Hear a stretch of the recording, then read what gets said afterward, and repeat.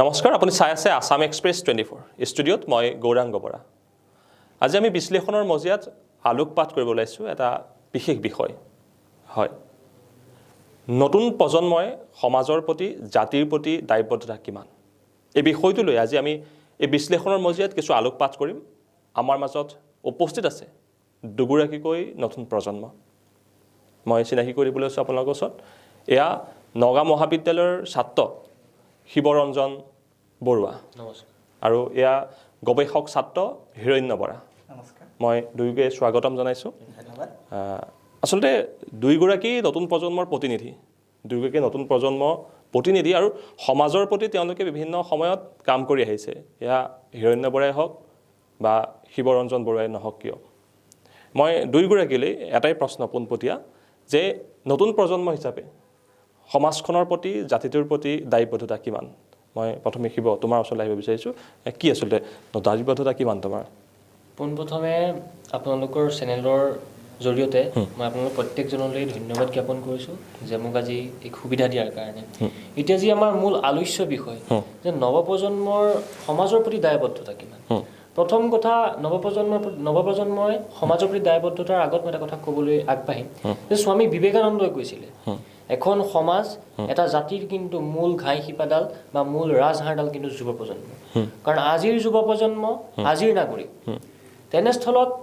আমি নিজে অনুধাৱন কৰিব লাগিব যে আমি নিজৰ জাতিটোৰ প্ৰতি বা নিজৰ সমাজৰ প্ৰতি কিমানখিনি কৰ্ম আগবাঢ়িব পাৰিছোঁ। কাৰণ আমি আজি যিখিনি কৰ্ম কৰিম, যিখিনি কৰ্ম সম্পাদন কৰিম, সেই কৰ্মখিনি কিন্তু অনাগত ভৱিষ্যত আমাৰ সমগ্ৰ সমাজ তথা আমাৰ সমগ্ৰ জাতিৰ প্ৰতি এক অৰিহণা স্বৰূপ আগবঢ়াব। আৰু লগতে আমি প্ৰত্যেকটো বস্তু সূক্ষ্মভাৱে বিশ্লেষণ কৰি যে আমাৰ কৰ্মখিনিয়ে ভাল দিশত আগবঢ়াব নে বেয়া দিশত আগবঢ়াব, সেইটোৰ ওপৰত প্ৰাসংগিক অনুধাৱন কৰি আমি আগবাঢ়ি যাব লাগে বৰ্তমান সময়ত। নিশ্চয়। হিৰণ্য বৰা, আপুনি কি ক'ব এই ক্ষেত্ৰত? হয়, শিৱ ইতিমধ্যে খুব ধুনীয়াকৈ কৈছে কথাখিনি। আচলতে জাতিৰ প্ৰতি দায়বদ্ধতা বুলি কোৱাৰ লগে লগে আমাৰ গোটেই যুৱ প্ৰজন্মই আচলতে নিৰ্ণায়ক ভূমিকা পালন কৰিব বুলি মই ভাবোঁ। কাৰণ যিসকলে ইতিমধ্যে তেওঁলোকে সমাজত সংস্থাপিত হৈছে, যিসকলে ইতিমধ্যে তেওঁলোকে এটা নিৰ্দিষ্ট স্থানত আছে, তেওঁলোকে তেওঁলোকৰ কৰ্ম কৰিছে। আৰু আমাৰ যিসকল উত্তৰসূৰী প্ৰজন্ম যিসকল আহি আছে, তেওঁলোকে কালৈ চাব? তেওঁলোকে নিশ্চয় বৰ্তমানৰ যুৱ প্ৰজন্মলৈ চাব। কাৰণ আগৰখিনি যি ৰাস্তাৰে যাব, যি বাটেৰে যাব, সেই বাটেৰে সৈতে বাকীখিনিও যাব। সেই দৃষ্টিকোণৰ পৰা সম্পূৰ্ণৰূপে যুৱ প্ৰজন্ম দায়বদ্ধ প্ৰতিটো ক্ষেত্ৰতে। সি লাগিলে সামাজিকেই হওক, সি লাগিলে ৰাজনৈতিকেই হওক, সি লাগিলে অৰ্থনৈতিকেই হওক, এই প্ৰতিটো ক্ষেত্ৰতে আমি যুৱ প্ৰজন্মই যদি কাম কৰি যাওঁ, তেতিয়াহে জাতিটো আগবাঢ়ি যাব বুলি মই ভাবোঁ। নিশ্চয়কৈ খুব সুন্দৰ কথা কৈছে দুয়োগৰাকীয়ে। মই আকৌ সুধিব বিচাৰোঁ যে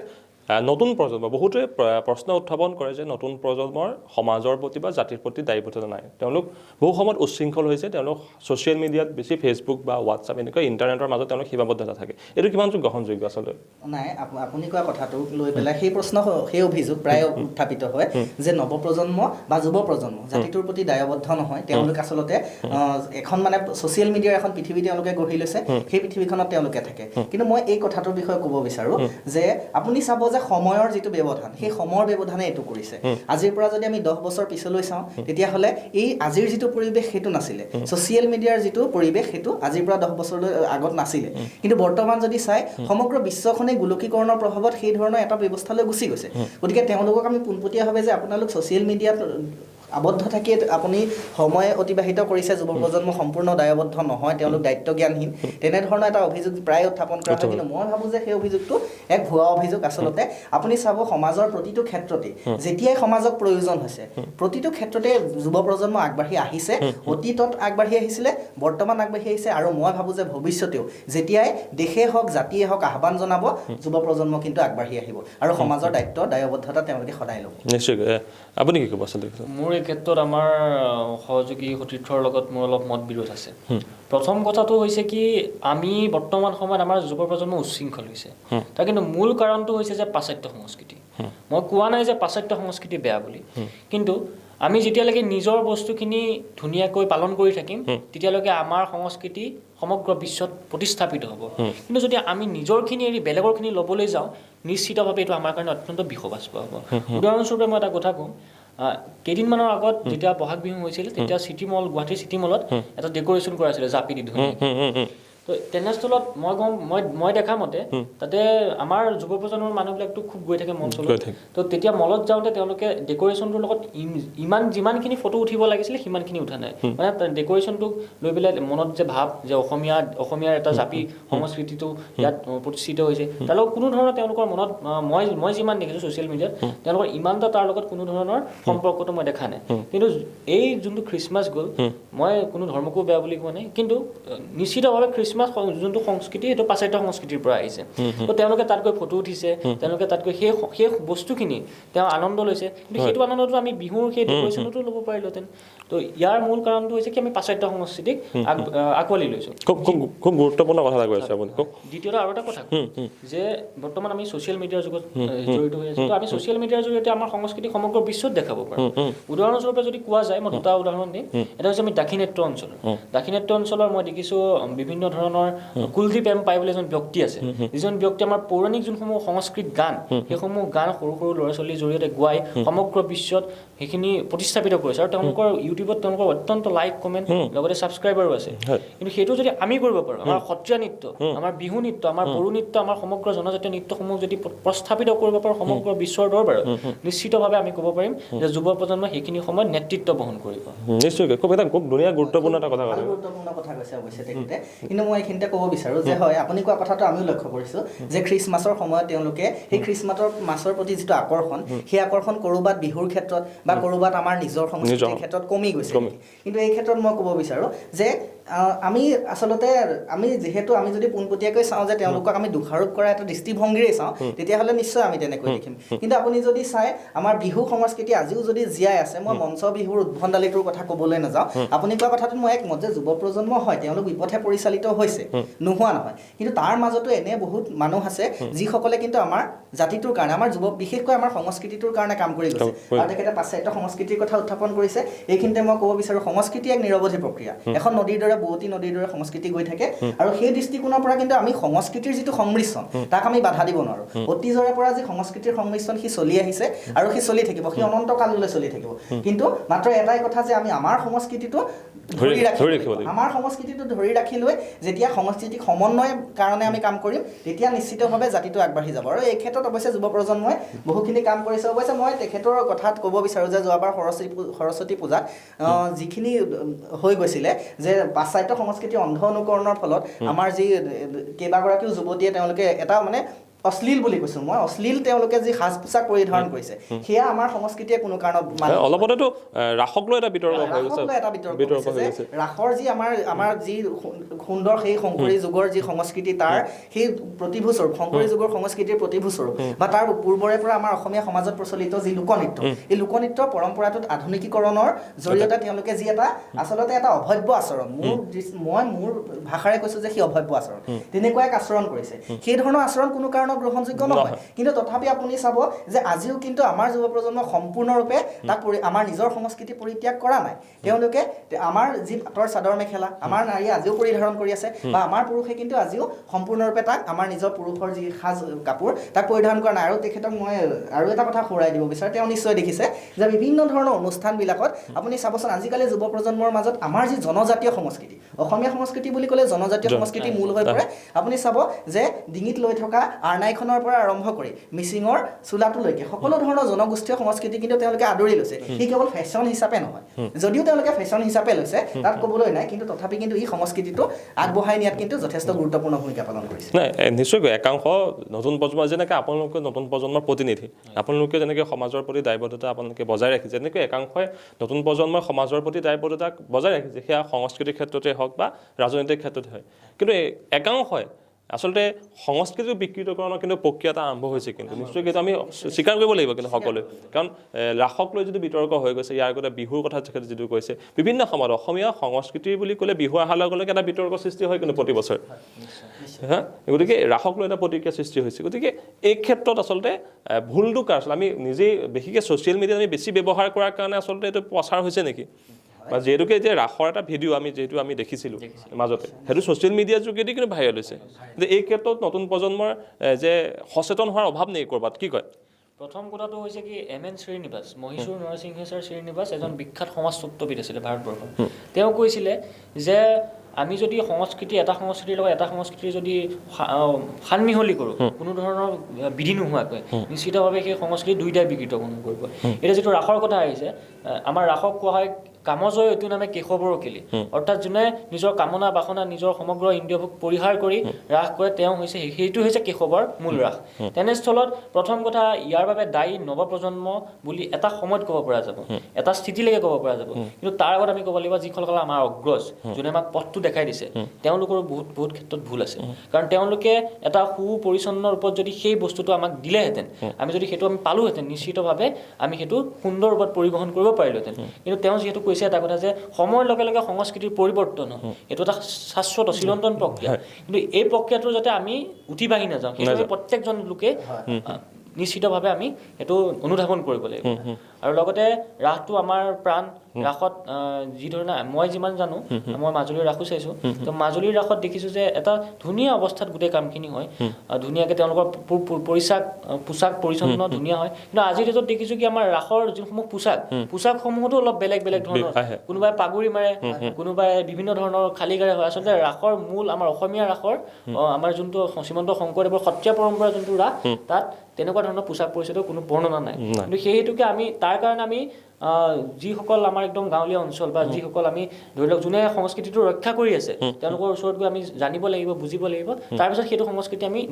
যিহেতু নিজৰে সংস্কৃতি সেইটো সংস্কৃতি আমি নিজৰ ওপৰত অনুধাৱন কৰি আমি পালিব লাগিব ঠিক আছে মোৰ সতীৰ্থই কৈছে ইতিমধ্যে মই ৰাসৰ প্ৰসংগটো আপোনালোকে আনিছে তাৰ লগে লগে কিন্তু মই আৰু এটা প্ৰসংগ আনিব বিচাৰোঁ সেইকাৰণে মই কথাটো উত্থাপন কৰিছোঁ যে ৰাসৰ লগে লগে আপুনি চাব যে আজিৰ পৰা প্ৰায় 10-15 বছৰ আমাৰ যদিও বয়স বেছি নহয় আমি যেতিয়াৰ পৰা বুজা হৈছোঁ জনা হৈছোঁ তেতিয়াৰ পৰা কিন্তু আমি বলে বমৰ যিটো সংস্কৃতি সেই সংস্কৃতিটো কিন্তু আমি ইয়াত দেখা নাছিলোঁ মই নগাঁৱলৈ অহা আজি প্ৰায় 5 বছৰ হৈছে নগাঁৱত আহি পেলাই ইয়াতে 5 বছৰ মই নগাঁৱত কণ্টিনিউ আছোঁ আৰু মই এটা কথা লক্ষ্য কৰিছোঁ যে এই অঞ্চলটোত লাহে লাহে বলে বমৰ যিটো অকল ইয়াতে নহয় মধ্য অসমত মই সমগ্ৰ মধ্য অসমৰ কথা কৈছোঁ তাৰ লগতে উজনি আৰু নামনি তাতো লাহে লাহে ক্ৰমান্বয়ে প্ৰভাৱ বিস্তাৰ কৰিছে যে বলে বম সংস্কৃতি মই কোনো ধৰ্মক নিন্দা কৰা নাই মই কোনো ধৰ্মৰ বিৰোধী নহয় কিন্তু যে বলে বমৰ যিটো সংস্কৃতি এই সংস্কৃতিটো আপুনি চাব তেতিয়া যুৱ প্ৰজন্মৰ তাত ভূমিকাটো দেখিব যে সাংঘাতিকভাৱে মই যদিও প্ৰথমেই কৈছোঁ যে যুৱ প্ৰজন্মৰ বিৰোধী নহয় কিন্তু কোনো ক্ষেত্ৰত কিন্তু আমি দেখোঁ যে তেওঁলোকৰ যিটো মানে অন্ধ অনুকৰণ সেই অন্ধ অনুকৰণ কিন্তু দেখা যায় আৰু এই ক্ষেত্ৰত কিন্তু আমি ৰাসৰ লগতে বলে বম ৰাসটো একদম সম্পূৰ্ণ আমাৰ অন্তৰ প্ৰাণৰ পৰা অহা নিজৰ সংস্কৃতি কিন্তু আমাৰ বলে বম যিটো বাহিৰৰ পৰা অহা সম্পূৰ্ণৰূপে এই বাহিৰৰ সংস্কৃতি যদি আমাৰ শিৱ পূজা যদিও আমাৰ ইয়াৰ পূৰ্বৰে পৰা আমাৰ অসমত আমাৰ বিশেষকৈ উত্তৰ পূৰ্বাঞ্চলৰ গোটেই অঞ্চলটোত শিৱ পূজা একদম শিৱ ৰম্যভূমি বুলি কয় গতিকে সেই অঞ্চলটোত শিৱ পূজাটো আগৰ পৰা আছে কিন্তু বলে বমৰ লগত জড়িত যিটো সংস্কৃতি আজি চাব যে এখন ডাঙৰ ট্ৰাকৰ পিছফালে কেইটামান ডাঙৰ চাউণ্ডৰ মিউজিক চিষ্টেম তেওঁলোকে বান্ধি লৈ পেলাই বলে বমৰ নামত তেওঁলোকে ধৰ্মীয় উপাসনাৰ নামত তেওঁলোকে কি কৰে আচলতে কি প্ৰকৃততে হ'ব লাগিছিলে কি বা হৈছে এই সম্পৰ্কে মই কথাটো উত্থাপন কৰিব বিচাৰিছোঁ আপুনি যেতিয়া দেখিব যে ডাঙৰকৈ তেওঁলোকে মিউজিক চিষ্টেম লগাই পেলাই ৰাস্তাৰ কাষেৰে যায় কোনো যে আইন কানুন বা তেনেকুৱা ধৰণৰ নীতি নিয়মৰ কোনো কথা নাথাকে তেওঁলোকৰ কিমান মাত্ৰাত তেওঁলোকে চাউণ্ডটো প্ৰয়োগ কৰিব তাৰ কোনো কথা নাথাকে আৰু তাৰ লগে লগে তেওঁলোকে কি কৰে যে উদ্দাম নৃত্য সন্মুখত যদি এম্বুলেঞ্চ আহিছে তাক বাট এৰি দিব লাগে তাৰ কোনো কাৰণ নাই তাত ল'ৰা ছোৱালীৰ পোচাক পৰিচ্ছদৰ কোনো কথা নাই আৰু তাতকৈ ডাঙৰ কথা হ'ল যে মাদক দ্ৰব্যৰ যি মুক্ত সেৱন উন্মুক্তভাৱে তেওঁলোকে কৰে আৰু এই ক্ষেত্ৰত কিন্তু মই ভাবোঁ যে কেৱল যুৱ প্ৰজন্ম দায়ী কাৰণ তেওঁলোকে অন্ধ অনুকৰণ কৰিছে সেইটো সত্য কিন্তু তাৰ লগে লগে আমাৰ যি প্ৰশাসনীয় ব্যৱস্থা আৰু তাৰ লগে লগে যি আমাৰ সেই যুৱ প্ৰজন্মসকলৰ তেওঁলোকৰ অভিভাৱকসকলৰ যি দায়বদ্ধতা এই দায়বদ্ধতাৰ সম্পৰ্কে কিন্তু মোৰ সন্দেহ আছে যে তেওঁলোকে আচলতে কি বিচাৰিছে আমাৰ পৰা আমাৰ যুৱ প্ৰজন্মৰ প্ৰতিনিধি হিচাপে মোৰ কিন্তু সেই প্ৰশ্নটো আছে আমি আকৌ আহিম এই প্ৰসংগলৈ এতিয়া অকণমান বেলেগ এটা প্ৰসংগ আহিব বিচাৰিছোঁ নতুন প্ৰজন্ম হিচাপে যে নতুন প্ৰজন্মৰ সকলোতে ভূমিকা লাগে সেয়া সংস্কৃতিয়ে হওক জাতিৰ কাৰণে হওক ৰাজনীতিৰ ক্ষেত্ৰতো নতুন প্ৰজন্মৰ ভূমিকাটো খুব প্ৰয়োজনীয় এই ক্ষেত্ৰত যিহেতুকে দুয়োগৰাকী নতুন প্ৰজন্মৰ প্ৰতিনিধি মই সুধিব বিচাৰিছোঁ আচলতে যে ছাত্ৰৰ ৰাজনীতি আমি সৰুতে সকলোৱে পঢ়িছিলোঁ যে ৰচনাও পঢ়িছিলোঁ এই বিষয়ে ছাত্ৰ ৰাজনীতিৰ ওপৰত গতিকে ৰাজনৈতিক ক্ষেত্ৰত ছাত্ৰ এজনৰ ভূমিকা কেনেকুৱা হ'ব লাগে আচলতে প্ৰথম কথা হৈছে ৰাজনীতি আৰু ছাত্ৰ প্ৰথম কথা ছাত্ৰৰ কিন্তু মূল লক্ষ্য হৈছে অধ্যয়নৰ জৰিয়তে আমি সিমানখিনি গুণ সিমানখিনি অভিজ্ঞতা অৰ্জন কৰিব লাগিব এটা কথা কি ভীমৰ গদাটো ঘূৰালেই নহ'ব ঘূৰাবলৈ আশা থাকিলেই নহ'ব সেই গদাটো ঘূৰাব পৰাৰ সমান শক্তি আমি সঞ্চয় কৰি ল'ব লাগিব অটল বিহাৰী বাজপেয়ীয়ে এটা কথা কৈছিলে যে হাজাৰ ঘটনা আহিব, হাজাৰ ৰাজনীতিক দল আহিব, হাজাৰ কিবা আহিব, কিন্তু এই ৰাষ্ট্ৰখন থাকিব লাগে। প্ৰত্যেকজন ছাত্ৰই কিন্তু কৰ্তব্য ৰাষ্ট্ৰখনৰ হিতৰ কাৰণে কাৰ্য কৰা। তক্ষশিলাত যেতিয়া আমাৰ সীমান্তত সেইখিনি সময়ত চন্দ্ৰগুপ্ত যোনখিনি মানে চাণক্যৰ সময়খিনিত আলেকজেণ্ডাৰে যেতিয়া ভাৰতবৰ্ষ আক্ৰমণ কৰিছিলে, চাণক্যই কিন্তু তেওঁৰ নিজৰ তক্ষশিলাৰ বিদ্যাৰ্থীসকলক লৈ ৰাষ্ট্ৰৰ কাৰণে কিন্তু যুঁজ দিছিলে। তেতিয়া পৰিস্থিতি বেলেগ আছিলে, কিন্তু এতিয়াৰ পৰিস্থিতি বেলেগ। এতিয়া বেলেগ কথা একো নাই, ছাত্ৰৰ মূল কৰ্তব্য অধ্যয়নৰ জৰিয়তে সিমানখিনি জ্ঞান অৰ্জন কৰি ৰাষ্ট্ৰৰ বিভিন্ন হিতৰ কাৰণে, মূল কথা ছাত্ৰ শক্তি আৰু ৰাষ্ট্ৰ শক্তি দুটা কিন্তু এটা মুদ্ৰাৰ ইপিঠি সিপিঠি। ৰাষ্ট্ৰৰ কাৰণে নিজকে সমৰ্পিত কৰাটো হৈছে বৰ্তমান সময়ৰ প্ৰাসংগিক কথা। ছাত্ৰই কিন্তু এইটো নিজেই অনুধাৱন কৰিব লাগিব যে ব্যক্তিৰ স্বাৰ্থতকৈ সামাজিক স্বাৰ্থ আৰু ৰাষ্ট্ৰৰ স্বাৰ্থ আগত ৰাখি আমি কাম কৰিব লাগিব। তেতিয়া সেইভাৱে যদি আমি কাম কৰোঁ, নিশ্চিতভাৱে ভাৰতবৰ্ষ কিন্তু এদিন বিশ্বগুৰুৰ আসনত পৰ্তি থাকিব বা তাত পৰিৱেষ্টিত হ'ব। নিশ্চয়। আপুনি কি কৈছিলে, ৰাজনৈতিক ক্ষেত্ৰত বিশেষকৈ দেখা যায় অভিভাৱকসকলে বহু সময়ত ছাত্ৰ এজনক ৰাজনৈতিক ক্ষেত্ৰত যাবলৈ নিদিয়ে, কিন্তু এই ক্ষেত্ৰত আচলতে কেনেকুৱা ভূমিকা এটা কেনেকুৱা হ'ব লাগে যে ছাত্ৰ এগৰাকীৰ? মোৰ তেখেতৰ সৈতে কিছু কথাত একমত আছে যে পোনপটীয়াকৈ তেওঁ কৈছে যে ছাত্ৰ শক্তি আৰু ৰাষ্ট্ৰ শক্তি সি সদায় একেলগে থাকিব লাগিব, আৰু সি এটা মুদ্ৰাৰ ইপিঠি তেতিয়া এখন ৰাষ্ট্ৰ উচ্চ পৰ্যায়লৈ উন্নতিৰ উচ্চ শিখৰলৈ যাব। নিশ্চিত, সেইটো শুদ্ধ কথা। কিন্তু প্ৰত্যক্ষ ৰাজনীতিৰ কথা যদি কওঁ, তেতিয়াহ'লে তেওঁৰ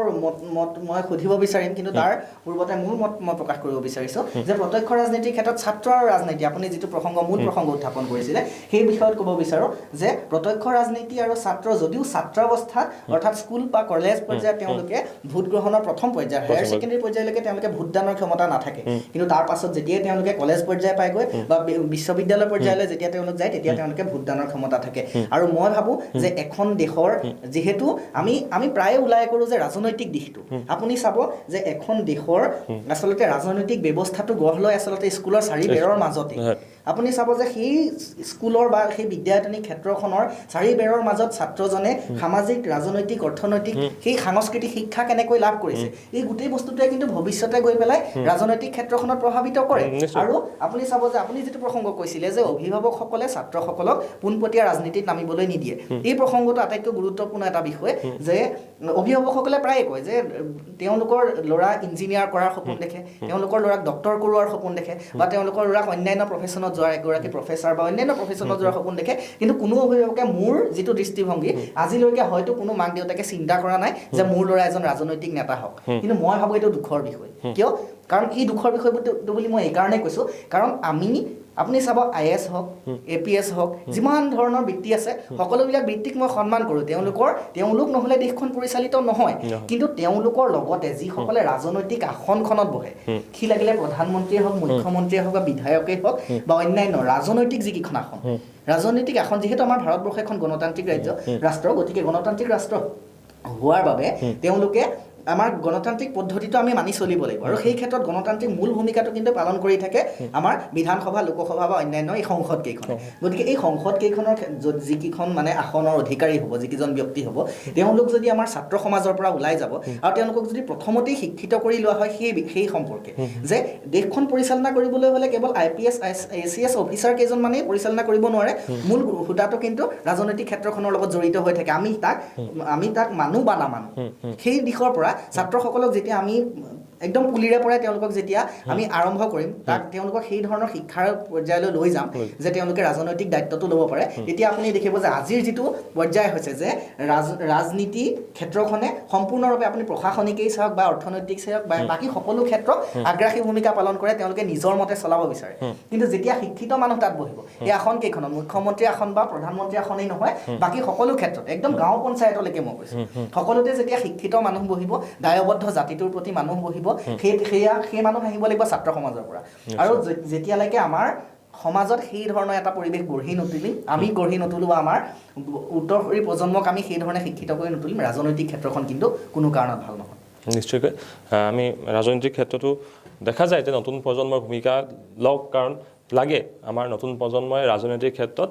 ভূমিকা লোৱাটো খুব প্ৰয়োজনীয় আছে। কিয়? নতুন প্ৰজন্মই বিভিন্ন সপোন দেখে, নতুন প্ৰজন্মৰ চিন্তা শক্তিয়ে এখন জ্যোতিপ্ৰসাদ আগৰৱালাই কৈছিলে যে ৰূপান্তৰেদি জগত গঢ়িম, নতুন প্ৰজন্মই তেওঁ এটা সপোন দেখিছিলে। আমি যিহেতু নিশ্চয়কৈ দুয়োগৰাকী খুব সুন্দৰ বক্তৃতা আমাক আগবঢ়াইছে। ইমানটো সুধিম যে জাতিৰ কথা যিহেতু আহিছে, জাতিৰ দাপোন বুলি কোৱা হয় সাহিত্যৰ ক্ষেত্ৰত, নিশ্চয় গতিকে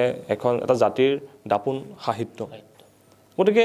সাহিত্যৰ ক্ষেত্ৰত নতুন প্ৰজন্মৰ ভূমিকা কি আচলতে গ্ৰন্থ এটা সময়ত এনেকুৱা আছিলে আমাৰ যিবোৰ গ্ৰন্থ ইয়াৰ আগত লাগিছিলে সফুৰা হওক প্ৰান্তিক হওক গৰিয়সী বা এটা সময়ত আছিলে সেই যে স্বাধীনৰ যিখন পেপাৰ আছিলে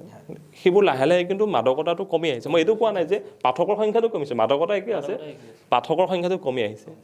এটা সময়ত টুইংকল আলোচনীখন চাবৰ কাৰণে নতুন প্ৰজন্মৰ বহুত সৰু সৰু ছোৱালী বহুত গৈছিলে কণখন যিখন আছিলে সেইখন আকৌ নতুনকৈ প্ৰকাশ হোৱাৰ এটা চিন্তা চলি আছে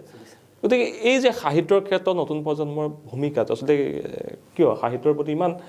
অনীহা এটা কেনেকৈ আহিছে আচলতে এই ক্ষেত্ৰত আপুনি যিটো প্ৰসংগ উত্থাপন কৰিছে যে সাহিত্যৰ প্ৰতি অনীহা বিশেষকৈ যুৱ প্ৰজন্মৰ এই ক্ষেত্ৰত মই ক'ব বিচাৰোঁ যে কথাটো সঁচা যে আপুনি যদি চাই গোটেই সাহিত্যৰ বস্তুটো গোটেই পৰিমণ্ডলটো আচলতে এটা বৌদ্ধিক কেইজনমান আমি যিটো স্তম্ভ বুলি কওঁ বৌদ্ধিক স্তম্ভ কেইজনমান লেখক কেইজনমান সাহিত্যিক কেইজনমান কবিৰ মাজত আবদ্ধ হৈ পৰিছে কিন্তু তাৰ মাজতে কিন্তু আপুনি চাব যে দুই এগৰাকী নতুন প্ৰজন্মৰ কবি বা দুই এগৰাকী নতুন প্ৰজন্মৰ লেখক আহিছে আমি অংকুৰ ৰঞ্জন ফুকনৰ কথা কওঁ বা তেনেধৰণৰ আমাৰ যিখিনি নতুন প্ৰজন্মৰ লেখক বা নতুন প্ৰজন্মৰ কবি তেওঁলোকে কিন্তু সাহিত্যৰ প্ৰতি অনুৰাগ দেখুৱাইছে আৰু তাৰ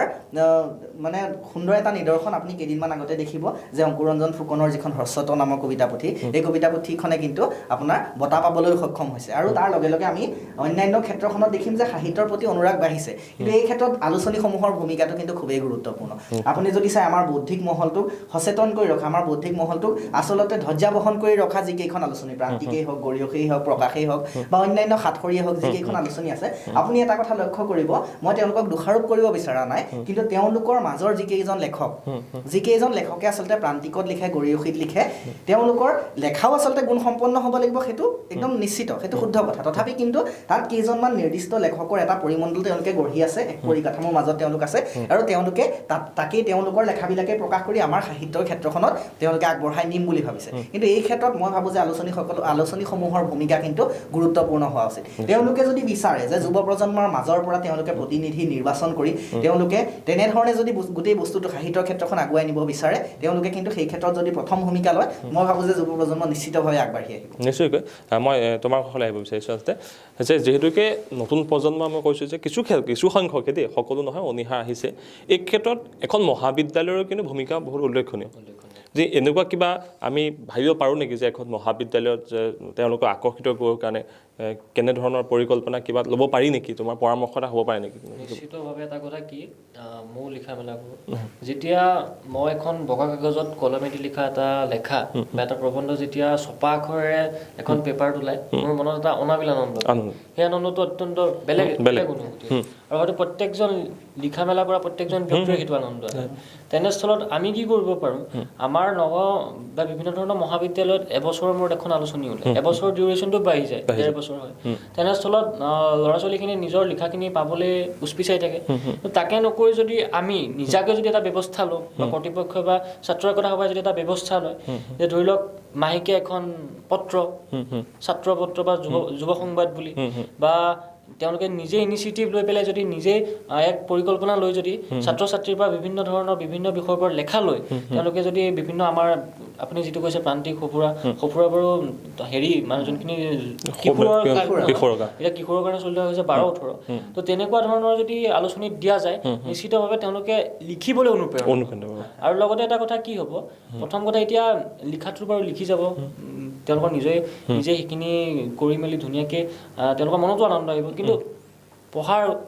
যোনটো মাদকতা সেই মাদকতা কিন্তু বৰ্তমান সময়ত আছে কিন্তু পঢ়াৰ পাঠক পাঠিকা কিন্তু বহুত কমি গৈছে আমি যেতিয়া সৰু আছিলোঁ তেতিয়া আমি ৰংমন পঢ়িছিলোঁ বা সফুৰা পঢ়িছিলোঁ সিদিনাখনলৈ মই 12-18 লৈ আছিলোঁ এতিয়া বাৰু প্ৰান্তিক পঢ়োঁ তো এতিয়া প্ৰত্যেকজন যুৱ প্ৰজন্মৰ এইটো নিজস্ব দায়িত্ব হ'ব লাগিব যে কেনেকৈ মই পঢ়োঁ কেনেকৈ মই কাৰণ যথেষ্ট জ্ঞানৰ ভাণ্ডাৰ থাকে তাৰ কাৰণে যোনবিলাক আমাৰ কিতাপবিলাক ডিজিটেলাইজেশ্যন হৈছে এটা ক্ষেত্ৰত ঠিকেই আছে সেইখিনি সংৰক্ষিত হৈছে কিন্তু যাতে সেইখিনিয়ে জৰিয়া হৈ নাযায় বা সেইখিনি এটা মাধ্যম হৈ নাযায় যে মই তাৰ পৰাই পঢ়োঁ ছপা আখৰৰ বা ছপা কিতাপ পঢ়া যি আমেজ এইটো আমেজ কিন্তু কোনেও বেলেগে পঢ়াব নোৱাৰে নিজৰ দায়িত্ব এতিয়া পেপাৰ এখন বা আমি আজিকালি PDF ওলাই না সেইখন যদি আমি মোবাইলটোত জুম কৰি তাৰ যিটো মাদকতা কিন্তু তাতকৈ যিটো আমাৰ যিটো ছপা আখৰ যিখন যে তাৰ বেলেগ কিতাপৰ যিটো গোন্ধ গোন্ধ কৈছে যে কিতাপৰ যিটো গোন্ধ নতুন কিতাপৰ যিটো গোন্ধ সেই গোন্ধই আকৰ্ষণ যদি আপোনাক কৰিব পাৰিছে তেতিয়াহ'লে আপোনাৰ এখন অন্তৰ আছে মানে কথা আৰু আপুনি কথাটো কৈছে প্ৰসংগটো উত্থাপন কৰিছে সেই সম্পৰ্কে কওঁ যে ডিজিটেল মাধ্যমলৈ গোটেই কিতাপৰ বস্তুটো আনিবলৈ চেষ্টা কৰা হৈছে অৱশ্যে সি যে আমাৰ এখন কিতাপ যদি আপুনি চাই যে জীৱনকাল কিমান খুব বেছি হ'লে 30 বছৰ খুব বেছি হ'লে 30 বছৰ বা যদি তাতকৈ ভালকৈ সংৰক্ষণ কৰা হয় আজিৰ যুগৰ কিতাপ 50 বছৰ যাব পাৰে ভাল হাৰ্ড বাইণ্ডিঙৰ কিতাপ এখন তাক যদি কিন্তু ডিজিটেলাইজেশ্যন কৰা হয় তেতিয়াহ'লে সি হয়তো যুগ যুগান্তৰলৈ সংৰক্ষিত হৈ থাকিব এইটো এটা গুৰুত্বপূৰ্ণ প্ৰসংগ কিন্তু এই প্ৰসংগটো সম্পৰ্কে মই বৰ্তমানৰ যি অসম সাহিত্য সভাৰ সভাপতি কুলধৰ শইকীয়া ছাৰ তেখেতৰ লগতো মই পাতিছোঁ যে ডিজিটেলাইজেশ্যনৰ গ্ৰন্থ ডিজিটেলাইজেশ্যনৰ যিটো প্ৰক্ৰিয়া সেই প্ৰক্ৰিয়াটো কেনেকৈ আগবঢ়া উচিত কাৰণ আপুনি চাব যে কেইদিনমান আগতে লকডাউন হৈছিলে প্ৰথমটো লকডাউনৰ কথা কৈছোঁ 2019 চনৰ যি প্ৰথমটো লকডাউন সেই সময়ছোৱাত আপুনি চাব যে গোটেই ছ'চিয়েল মিডিয়াত সাংঘাতিকভাৱে ভাইৰেল হোৱা এটা বস্তু হৈছিলে কিতাপৰ PDF আৰু আপুনি চাব এতিয়া গ্ৰন্থৰ যিটো আন্দোলন মই গ্ৰন্থৰ আন্দোলন বুলি কৈছোঁ এই গ্ৰন্থ ছপা কৰাৰ পৰা আৰম্ভ কৰি এজন লেখকে লেখাৰ পৰা এজন লেখকৰ কলমৰ পৰা নিগৰি ওলোৱা লেখাটোৰ পৰা আৰম্ভ কৰি তাক ছপা কৰি বজাৰত উলিয়াই দিয়া পাঠক পাঠিকাই সংগ্ৰহ কৰালৈকে সি এক আন্দোলনমুখী প্ৰক্ৰিয়া এটা বৃহৎ প্ৰক্ৰিয়া এই প্ৰক্ৰিয়াটো কিন্তু সি সাংঘাতিকভাৱে প্ৰভাৱিত আপুনি চাব নতুনকৈ ওলাইছে জটাধাৰীৰ পৰা আৰম্ভ কৰি যিমানবিলাক নতুন উপন্যাস মাকাম মৰিয়া হলাৰ পৰা আৰম্ভ কৰি অসমীয়া কথা কৈছোঁ মই তাৰ লগতে ইংৰাজীৰো বিভিন্ন গ্ৰন্থ আপুনি চাব যে তেওঁলোকে খুব কষ্টৰে এজন লেখকে লেখে আৰু এজন প্ৰকাশকে ব্যৱসায়িক ভিত্তিৰে তেওঁলোকে প্ৰকাশ কৰে তাত লিখি থোৱা হয় যে সৰ্বস্বত্ব সংৰক্ষিত বুলি আৰু তেনে পৰ্যায়ত যেতিয়া তেনেকুৱা এখন গ্ৰন্থ আপুনি ডিজিটেলাইজেশ্যনৰ নামত কোনো ধৰণৰ কপি ৰাইট নথকাকৈ আপুনি যেতিয়া তাক ডিজিটেলাইজেশ্যন কৰাৰ নামত PDF কৰি পেলাই তাক মুকলিকৈ উলিয়াই দিয়ে ই কিন্তু গ্ৰন্থৰ যিটো পৰিৱেশ এই পৰিৱেশটো সাংঘাতিকভাৱে প্ৰভাৱ পেলায় বিশেষকৈ প্ৰকাশকসকলক তেওঁলোকৰ প্ৰকাশকসকলৰ ব্যৱসায়িক এটা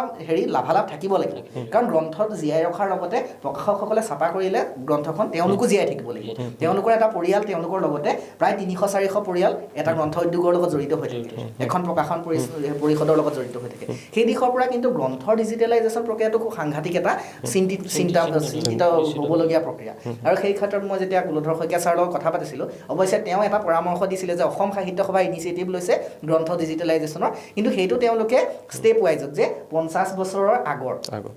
সেই ধৰণে কামখিনি কৰিম বুলি কৈছে যিখিনি কিতাপ এতিয়া বৰ্তমান পাবলৈ নাই সেই দৃষ্টিভংগীৰ পৰা ঠিকে আছে যে আপুনি 50 বছৰ আগৰ কিতাপ ডিজিটেলাইজেশ্যন কৰক তাক আমি সহজতে পাব পাৰিম উপলব্ধ হ'ব লাইব্ৰেৰী বনোৱাৰ যিটো কনচেপ্ট তেওঁলোকে আৰম্ভ কৰিছে অসম সাহিত্য সভাই মই খুব ভাল পাইছোঁ তথাপি কিন্তু এই ক্ষেত্ৰত মোক ক'বলগীয়া আছে যে গ্ৰন্থ ডিজিটেলাইজেশ্যন কৰাৰ ক্ষেত্ৰত কিন্তু আমি সকলো ফালে চাব লাগিব যে নহ'লে লেখকে কিয় লিখিব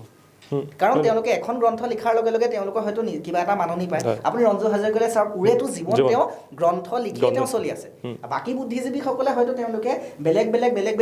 বৃত্তিত নিয়োজিত হৈ আছে কিন্তু আপুনি ৰঞ্জু হাজৰিকা ডাঙৰীয়ালৈ চাওক তেখেতে কেৱল গ্ৰন্থ লিখিছে আৰু গোটেই ওৰেটো জীৱন তাৰ মাজেৰে জীৱন অতিবাহিত কৰিছে যদি কোনোবা এজন এতিয়া মানুহে কিয় নিজকে এজন গ্ৰন্থকাৰ হিচাপে তেওঁৰ বৃত্তিটো ল'ব যদি তেওঁলোকৰ তাত কোনো মানে নিশ্চয়তা নাথাকে যে কাইলৈ যদি মই উলিওৱা কিতাপখন এনেধৰণে PDFত প্ৰকাশ হৈছে তাৰ পাছত কি হ'ব সেই ধৰণৰ এটা প্ৰসংগ কথা আহিব কিন্তু নিশ্চয়কৈ এই বিষয়ত মই দুখান কথা কওঁ যে এই যোনটো মই গম পাইছোঁ সাহিত্য সভাই ব্যৱস্থা লৈছে কিন্তু আমি তাতকৈ সৌভাগ্যৰ কথা যে নগাঁও মহাবিদ্যালয়ত তেনেকুৱা এটা মেচিন আছে যিটো মেচিনত আমাৰ 50 বছৰ পুৰণা যাৰ কোনো ধৰণৰ কপি নাই ফালা চিলা মই দেখিছোঁ তো এইসমূহ বৰ্তমান সময়ত ডিজিটেলাইজেশ্যন হৈছে লগতে আমাৰ সাঁচিপাতৰ পুথিসমূহ আছে যিটো আমাৰ কাৰণে সৌভাগ্য নগাঁও মহাবিদ্যালয় তাৰ লগতে অসমৰ গোটেই বৌদ্ধিক পৰিমণ্ডলৰ কাৰণে আচলতে সৌভাগ্য যদি নগাঁও মহাবিদ্যালয় এই ধৰণৰ ব্যৱস্থা লৈছে মই ইয়াৰ পৰাই এই মঞ্চৰ পৰাই নগাঁও মহাবিদ্যালয়লৈ সশ্ৰদ্ধা প্ৰণিপাত জনাইছোঁ নিশ্চয়কৈ আমিও জনাইছোঁ আচলতে নগাঁও মহাবিদ্যালয়ৰ যি পদক্ষেপ এই পদক্ষেপ সঁচাকৈ প্ৰশংসনীয় পদক্ষেপ সাহিত্যৰ ক্ষেত্ৰত নগাঁও মহাবিদ্যালয়ে আৰু বিভিন্ন কাম কৰিছে আমি সেয়ে আশা কৰোঁ আচলতে সঁচাকৈ যে সমাজ সাহিত্য সংস্কৃতি এই সকলো প্ৰসংগতে নতুন প্ৰজন্মৰ ভূমিকা প্ৰয়োজনীয় বিশেষকৈ বহু সময়ত নতুন প্ৰজন্মই এই ক্ষেত্ৰত ভূমিকা লৈ আহিছে কিন্তু এনে শক্তিৰ প্ৰয়োজন যিয়ে সকলো নতুন প্ৰজন্মই দায়বদ্ধ সহকাৰে আগবাঢ়ি আহক জাতিটোৰ কাৰণে সমাজখনৰ বাবে আমাৰ সেই আহ্বান মই শেষত অনুষ্ঠান সামৰিব লাগিব মই দুয়োগৰাকীৰ ওচৰলৈ আহিম মই প্ৰথমে তোমাৰ ওচৰলৈ আহিব বিচাৰিছোঁ যে নতুন প্ৰজন্ম হিচাপে নতুন প্ৰজন্মলৈ তোমাৰ আহ্বান কি হ'ব এই ক্ষেত্ৰত এই ক্ষেত্ৰত মোৰ আহ্বানটো এনেকুৱা ধৰণৰ হ'ব, দুটামান বিষয় উত্থাপন কৰি ল'ম তাৰ আগত, হয় যে অলপ আগত কৈ গৈছে যোনটো বলবমৰ কথা। তো বলবমটো আমাৰ অসমখন কিন্তু শিৱৰ ৰাজ্য বা শিৱৰ দেশ বুলি কোৱা হয়। অসমক শিৱক দেৱতা হিচাপে মানা নহয়, নিজৰ ঘৰৰ এজন ব্যক্তি হিচাপে। তো তেনেস্থলত কি হয়, শাওণ মাহত বৈজ্ঞানিক ভিত্তিমতে শাওণ মাহৰ যোনসমূহ আমাৰ বায়ুমণ্ডলৰ লেতেৰা বস্তু সেইবিলাক আহি মানে বৰষুণৰ জৰিয়তে পানীত পৰে। তেনেস্থলত আমি সকলোৱে জানো শিৱ বেয়া বস্তু, শিৱৰ বিষ পানৰ দেৱতা। তেওঁ সমগ্ৰ সমাজৰ এতিয়া যোনটো নিচাশক্তৰ কথাটো কৈছে, যেতিয়া সাগৰ মন্থন হৈছিলে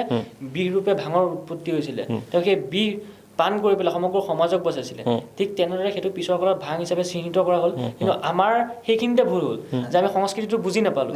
আমি তেওঁ খালে বিষ, কিন্তু আমি কি কৰিলোঁ, ভাং হিচাপে চিহ্নিত কৰাৰ পিছত ভাংটোক আমি নিজে খাই ল'লোঁ। তেনেস্থলত ভুলটো আমাৰ। সেই ক্ষেত্ৰত আমি অধ্যয়ন কৰিব লাগিব। যুৱ প্ৰজন্মলৈ মূল অধ্যয়ন, যে আমি সংস্কৃতি আৰু আমাৰ সভ্যতাৰ অধ্যয়নটো মূল। কাৰণ অধ্যয়ন কৰিলে আমি মূল শিপাডাল কথা গম পাম। তেনেস্থলত আমি ভুলটো নকৰিম। আৰু তেনেস্থলত আমাৰ প্ৰত্যেকজন যুৱ প্ৰজন্মলৈ এইটোৱেই মোৰ আহ্বান, যে অধ্যয়ন কৰক, নিজৰ সংস্কৃতিৰ কথা অধ্যয়ন কৰক, নিজৰ সভ্যতাৰ কথা অধ্যয়ন কৰক, আৰু লগতে ভাল কাম কৰক। যি ভাল কামে, যিহেতু কৈছে যে নৱপ্ৰজন্মৰ দায়িত্ব কি, যে আমি ভাল কাম কৰিব লাগিব। কৰ্মটো চবেই কৰিব, নৱপ্ৰজন্মৰ প্ৰত্যেকজন ব্যক্তিয়ে কৰ্ম কৰিব, কিন্তু সেই কৰ্মৰ গুণগত মানদণ্ড উন্নত হ'ব লাগিব, ভাল হ'ব লাগিব। তেতিয়াহে আমাৰ দেশখন, আমাৰ সমাজখন বা আমাৰ জাতিটো বাচি থাকিব। আৰু সেইটোৱে যে মোৰ সমগ্ৰ নৱপ্ৰজন্মলৈ এজন নৱপ্ৰজন্ম হিচাপে আহ্বান। নিশ্চয়কৈ খুব সুন্দৰ আহ্বান জনাইছে।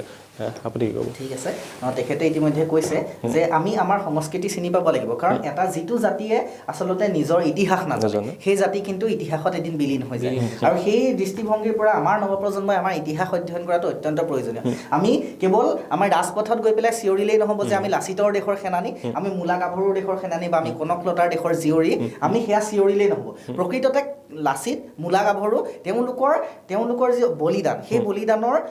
মানে তেওঁলোকে কিয় বলিদান দিছিলে সেই কথাটো আমি অনুধাৱন কৰিব পাৰিব লাগিব। তেওঁলোকে বলিদান দিছিলে আমাৰ জাতিটোৰ কাৰণে, তেওঁলোকে বলিদান দিছিলে আমাৰ ভাষাৰ কাৰণে, আমাৰ সংস্কৃতিৰ কাৰণে। গতিকে আমি সেই বলিদানৰ কথা মনত পেলাই আমি আমাৰ জাতিটোৰ কাৰণে কাম কৰিব লাগিব প্ৰতিটো ক্ষেত্ৰতে। আমি ইতিমধ্যে আলোচনা কৰিছোঁ যে ৰাজনৈতিকেই হওক, সি লাগিলে সাংস্কৃতিকেই হওক, বা সি প্ৰতিটো ক্ষেত্ৰতে, অন্যান্য সকলো ক্ষেত্ৰতে যেতিয়া যুৱ প্ৰজন্ম আগবাঢ়ি যাব, তেতিয়াহে কিন্তু এটা জাতি জীয়াই থাকিব। মোৰ লগৰগৰাকীয়ে কৈছে যে আমি কেনেধৰণে আগবাঢ়িব লাগিব সেই সম্পৰ্কত যুৱ প্ৰজন্মৰ প্ৰথম দায়বদ্ধ, আৰু তেওঁলোকে যদি সেই দায়বদ্ধতা পালন নকৰে তেতিয়া কিন্তু জাতি বাচি নাথাকে। আৰু আমি এটা কথা দেখিছোঁ যে আমি সৌভাগ্যৱান যে লক্ষ্মীনাথ বেজবৰুৱাহঁতৰ দিনৰ পৰা কলিকতাত তেওঁলোকে পঢ়িবলৈ যোৱাৰ পৰা জাতিৰ আহ্বান শুনি তেওঁলোকে যেতিয়াই অসমৰ সাহিত্য, সংস্কৃতি, ভাষাৰ ক্ষেত্ৰত ওলাই আহিছে, সেই আহ্বান কিন্তু আজি যুৱ প্ৰজন্মইও অন্তঃকৰণেৰে অনুধাৱন কৰে, প্ৰতিটো ক্ষেত্ৰত ওলাই আহে। মাত্ৰ খন্তেকীয়া নহয় সেই আৱেগ, যাতে সি চিৰস্থায়ী হওক, আৰু আমাৰ জাতিৰ কাৰণে যাতে তেওঁলোকে সদায় কাম কৰি যাবলৈ, নিজৰ জীৱন বিসৰ্জন দিবলৈ তেওঁলোকে যাতে কুণ্ঠাবোধ নকৰক। মোৰ আহ্বান সিমানে যুৱ প্ৰজন্ম। নিশ্চয়কৈ দুয়োগৰাকীৰ আহ্বান সঁচাকৈ খুব প্ৰাসংগিক হৈছে। আৰু আমিও কওঁ যে নতুন প্ৰজন্মৰ দায়বদ্ধতা আছে, সমাজৰ প্ৰতি আছে, জাতিৰ প্ৰতি আছে, সংস্কৃতিৰ প্ৰতি আছে, সাহিত্যৰ প্ৰতি আছে। সকলো ক্ষেত্ৰতে নতুন প্ৰজন্মৰ দায়বদ্ধতা আছে। তেওঁলোকে নিজৰ জাতিটোৰ প্ৰতি, সমাজখনৰ প্ৰতি, নিজৰ জাতিৰ প্ৰতি, সমাজৰ প্ৰতি তেওঁলোকে দায়বদ্ধতা অক্ষুণ্ণ ৰাখক, আৰু বিশেষকৈ ভাষাটোৰ ক্ষেত্ৰত অসমৰ সংস্কৃতি তেওঁলোকে বৰ্তাই ৰাখক। সেয়া আমাৰ আহ্বান। এখন নতুন প্ৰজন্মই এই ক্ষেত্ৰত ভূমিকা নিশ্চয়কৈ লৈ আহিছে, আৰু আমি আশা কৰোঁ সকলোৱে আমি একেলগে, নতুন প্ৰজন্ম সকলোৱে যাতে সমাজখন, জাতিটোক সৰ্বাংগ সুন্দৰ কৰোঁ, সেয়া আমাৰ আহ্বান। আজিৰ বিশ্লেষণৰ মজিয়াৰ পৰা মই গৌৰাংগ বৰাই বিদায় মাগিছোঁ। ধন্যবাদ।